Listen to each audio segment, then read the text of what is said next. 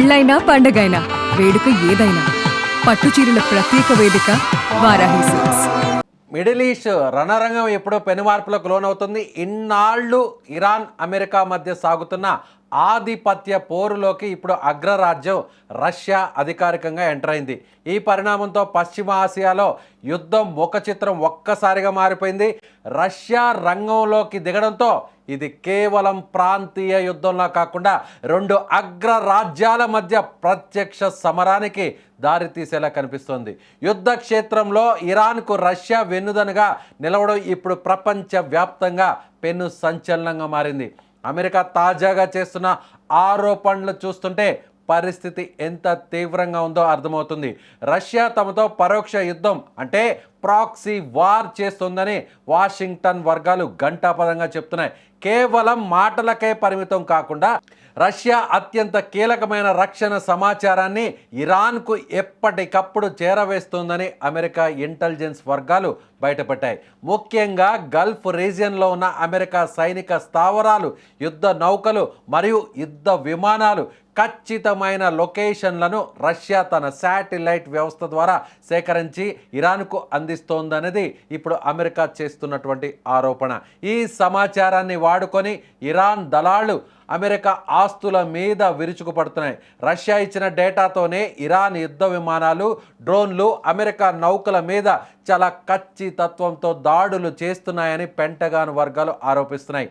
మొన్నటి వరకు ఇరాన్ ఒంటరిగా పోరాడుతోందని భావించిన అగ్రరాజ్యానికి ఇప్పుడు రష్యా ఇస్తున్న ఇంటెలిజెన్స్ సపోర్ట్ మింగుడు పడడం లేదు. రష్యా తన S-400 ఎయిర్ డిఫెన్స్ సిస్టమ్ మరియు అత్యాధునిక నిఘా పరికరాలను ఇరాన్కు చేరవేస్తోందనేటువంటి వార్తలు కూడా బయటకు వస్తున్నాయి. ఇది అమెరికా గగనతల ఆధిపత్యానికి పెద్ద సవాలుగా మారుతోంది. రష్యా నుంచి అందుతున్న ఈ సహకారం ఇరాన్కు కొండంత బలాన్ని ఇస్తోంది. కేవలం ఆయుధాలే కాకుండా వ్యూహాత్మక సమాచారం తోడవడంతో ఇరాన్ ఎదురు దాడుల వేగం పెంచింది. మరోవైపు అమెరికా తన మిత్ర దేశాలతో కలిసి రష్యాను కట్టడి చేసేందుకు ప్రయత్నాలు మొదలుపెట్టింది. రష్యా గనుక ఇలాంటి సమాచారాన్ని ఎప్పటికప్పుడు చేరవేస్తూ ఉంటే తాము కూడా కఠిన నిర్ణయాలు తీసుకోవాల్సి ఉంటుందని డొనాల్డ్ ట్రంప్ సర్కార్ హెచ్చరిస్తోంది. మిడిల్ ఈస్ట్లో రంజాన్ మాసం నడుస్తున్న వేళ ఈ ఉద్రిక్తతలు మరింత పెరగడం ఆందోళన కలిగిస్తుంది. యుద్ధం కేవలం ఇరాన్తో ముగుస్తుందనుకుంటే పొరపాటు. అది ఇప్పుడు రష్యాతో నేరుగా తలపడే స్థాయికి చేరుకుంటోంది. రష్యా తన ఉనికిని చాటుకోవడం కోసం ఇరాన్ను ఒక ఆయుధంగా వాడుకుంటోందని విశ్లేషకులు భావిస్తున్నారు. ఏది ఏమైనా రష్యా ఎంట్రీతో పశ్చిమ ఆసియాలో యుద్ధ మేఘాలు మరింత దట్టంగా మారాయి. ఇది మూడవ ప్రపంచ యుద్ధానికి దారితీస్తుందా అన్న సంకేతం ఇప్పుడు సర్వత్రా నెలకొంది. సో ఇప్పుడు ఇప్పటి వరకు అమెరికా ఏదైతే ఇజ్రాయెల్తో కలిసి నేరుగా ఇరాన్ మీద దాడి చేస్తుందని అందరం చూసాం. ఇరాన్ ఒంటరిగానే అటు అమెరికాకు సంబంధించినటువంటి ఎయిర్ బేసెస్ ఎక్కడైతే గల్ఫ్ కంట్రీస్లో ఉన్నాయో, అమెరికాకు మిత్ర దేశాలుగా ఉన్నటువంటి ఖతార్, సౌదీ అరేబియా, ఒమాన్, ఇలా బెహ్రైన్, జోర్డాన్, ఇలా అనేక దేశాలలో ఉన్నటువంటి అమెరికన్ ఎయిర్ బేసెస్ మీద టార్గెట్ చేస్తున్నటువంటి ఇరాన్ ఇప్పుడు తాజాగా అమెరికా మీద దండెత్తడానికి, అమెరికా మీద తన దగ్గరున్నటువంటి ఆయుధ సంపత్తితో పాటు ఇప్పుడు రష్యా ఇస్తున్నటువంటి శాటిలైట్ ఇన్ఫర్మేషన్ టెక్నాలజీని వాడుకొని నేరుగా అమెరికాకు సంబంధించినటువంటి యుద్ధ నౌకల మీద టార్గెట్ చేస్తుందని నేరుగా అమెరికానే చెప్తుందంటే ఇరాన్ ఇప్పుడు అమెరికాకు సంబంధించినటువంటి ఏదైతే నేవల్ వార్ షిప్స్ మీద కూడా అటాక్ చేస్తుంది అనేటువంటి విషయాన్ని నేరుగా అమెరికా చెప్పకనే చెప్తుంది. రష్యా ఇస్తున్నటువంటి ఇన్ఫర్మేషన్, రష్యా ఇస్తున్నటువంటి టెక్నాలజీని వాడుకొని చాలా యాక్యురేటెడ్గా ఖచ్చితత్వంతో ఇజ్రాయెల్ మీద, అన్నిటికంటే ముఖ్యంగా అమెరికాకు సంబంధించినటువంటి మిలిటరీ ఫోర్సెస్ ఉన్నటువంటి ఎయిర్ బేసెస్ మీద అక్కడ టార్గెట్ చేస్తుంది ఇరాన్.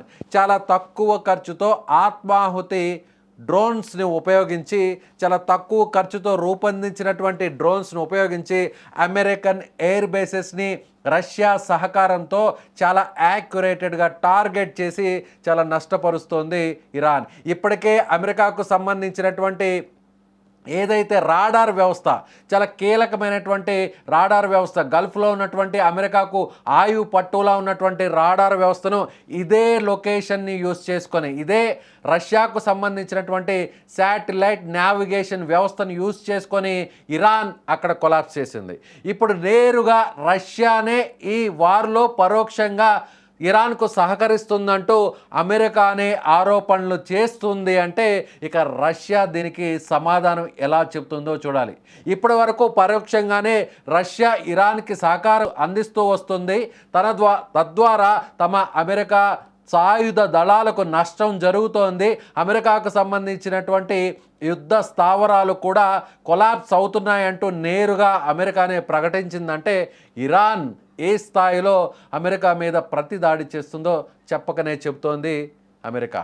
మరోవైపు రష్యా నేరుగా ప్రత్యక్షంగా దిగితే, మరోవైపు నేరుగా రష్యా భారత్కి ఇచ్చినటువంటి S-400 లాంటి వ్యవస్థను, ఎయిర్ డిఫెన్స్ వ్యవస్థను నిజంగా ఒకవేళ రష్యా ఇరాన్కి అందిస్తే అప్పుడు ఇరాన్ మరింత శక్తివంతంగా మారుతుంది. రష్యా దగ్గర ఉన్నటువంటి బాలిస్టిక్ మిసైల్స్, రష్యా దగ్గర ఉన్నటువంటి ఫైటర్ జెట్స్ ఒకవేళ నేరుగా రంగంలోకి దిగితే ఇక అమెరికా పరిస్థితి ఎలా ఉంటుందో ఆలోచించాలి. అప్పుడు అదే జరిగితే అప్పుడు వార్ కాస్త ఇరాన్ వర్సెస్ అమెరికా, ఇజ్రాయెల్ కాకుండా అమెరికా వర్సెస్ రష్యాగా మారిపోతుంది. సో ప్రపంచంలోనే అత్యంత శక్తివంతమైనటువంటి ఆయుధ సంపత్తి కలిగినటువంటి దేశాల్లో మొదటి స్థానంలో అమెరికా ఉంటే ఆ తరువాత స్థానాల్లో చైనా, రష్యా ఉంది. సో నెంబర్ 1కి నెంబర్ 2కి వార్ జరిగితే ఏం జరుగుతుందో ప్రత్యేకంగా చెప్పాల్సినటువంటి అవసరం లేదు. అంటే దాదాపుగా 3వ ప్రపంచ యుద్ధం ప్రారంభమైనట్టే. మరి అమెరికా చేసినటువంటి ఈ ఆరోపణపై, అంటే రష్యా నేరుగా ఇరాన్కి సహకారం అందిస్తోంది అని నేరుగా అమెరికానే స్వయంగా ఈ ప్రకటన చేసిందంటే మరి దీనికి బదులుగా రష్యా ఎలాంటి రిప్లై ఇస్తుందో అనేది ఇప్పుడు సర్వత్రా అన్ని దేశాలు కూడా ఎదురు చూస్తున్నాయి. మరి రష్యా దీనికి బదులుగా సమాధానం ఇస్తే, ఒకవేళ నేరుగా సీన్లోకి ఎంటర్ అయితే ఏం జరుగుతుందో మీ అభిప్రాయాన్ని కామెంట్ రూపంలో తెలియచేయండి.